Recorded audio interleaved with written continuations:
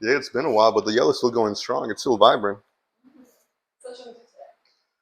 I want like a complete switch up. I want like a new makeover and everything. I want to go from something like warm, maybe cooler and everything. But you've always done me well, so I trust whatever you want to do. Yeah, let's do it. So before he came in, I gave him like a ballpark of like what I wanted to do for the color. And he just pretty much told me like you have creative freedom, like you always do a really great job of my hair, whether it's just a haircut or the cut and color combo. So, like just do whatever and have fun with it. I know it's gonna look good, it always does. So, I love that response, and I just love having creative freedom to like make my visions come to life. So here I am trimming around the parietal ridge first because I want to keep a little bit of weight there since we are doing a crop. I usually do a low skin fade or a mid skin fade with a crop, but I've been seeing a lot of barbers do like the European crops with the high skin fade lately, and I was like, you know what? I want to challenge myself and do that. And I really like how this came out. I did another one earlier in the week. It was just a cut. And I was like, okay, you know what? This might be my new favorite combo, like the crop, textured top with the high skin fade. So here I am just trimming down the top, getting it to the desired length. It's been a couple months since his last haircut, so I cut off like 2.5 inches and just getting the front. Now I am debulking the sides with my number 4 guard and just clipping the top out of the way before I make the line for the high skin fade. And to debulk it, I just use my clippers because he had a lot of hair on the sides. And then my hard trimmers underneath. And then after we get all that out of the way, we're going to go into the shavers.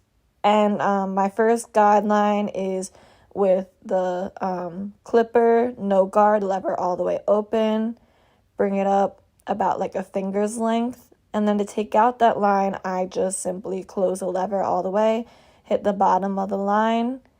And then after that, I will follow up by bringing it up slightly higher and opening the lever halfway, just below the line that we made with the no guard clipper all the way open.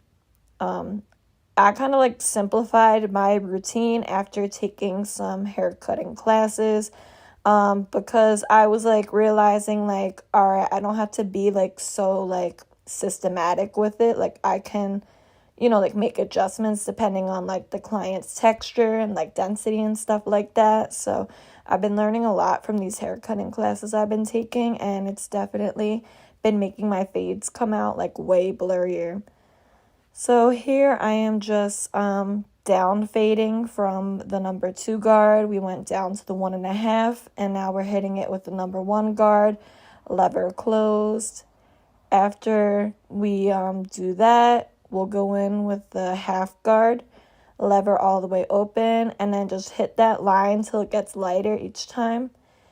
And then I'm just going in and down fading a little bit more to get rid of that heavy line.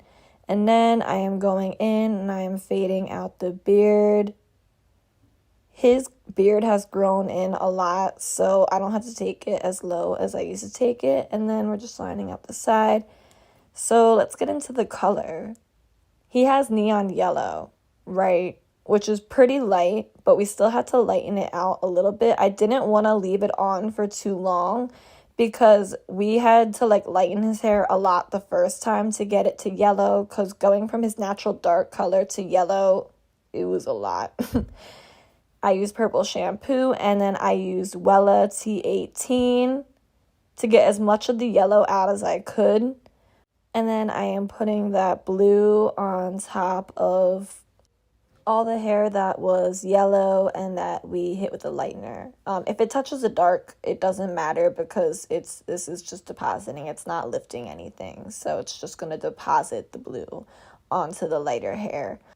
And for the purpose of this video, like I like that, like lightening it. It didn't come out super even, just to show you guys that like color services, it can be unpredictable, and like I love doing color, but like you never know really how someone's hair is gonna lift, especially if they had previous color on there. So I put the blue all over, and like it's gonna be dimensional in some parts because some parts just got lighter than the rest. But it's cool because it came out really dimensional and there's different tones in there. There's neon blue, and then there's some teal, and there's some turquoise. And I do the textured look on top, so I put in some styling powder by level 3, and then we just make it like, voluminous, messy, texturized, which is what I'm doing in the front. I am point cutting the front to create texture, to create movement in the hair, and to kind of like give it that, crop look. And then I like to grab some texturizing paste and then just like define the front pieces a little bit more. I'll make like certain pieces kind of come down more on the face, and then I will like make some shorter just to create movement in it. I really, really like how this color came out. Like, I feel like it's perfect. Like, there's so much dimension in it, which goes with like, the haircut that we're going for, and I just feel like it looks so good, especially when it's styled like that. Like, just so much movement, and like it's dimensional.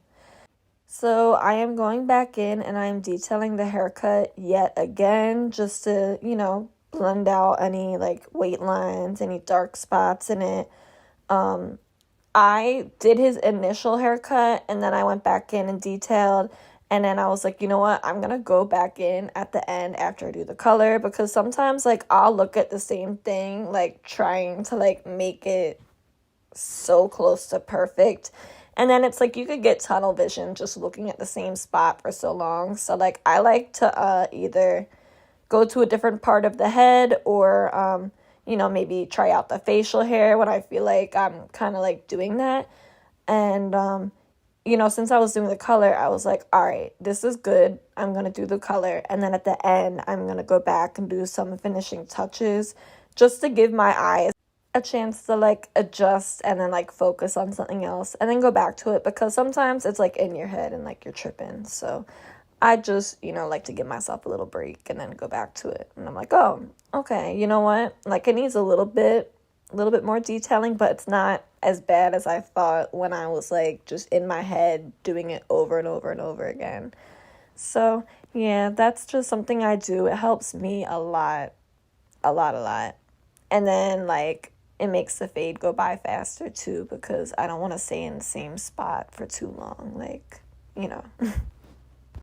I really like the high skin fade on him. We haven't done that before. We usually do the low or the mid, but I really like it on him. I think he pulled it off so well. And in the comments, let me know what you thought of the video, and let me know what color you guys want to see me do next, because I will make it happen.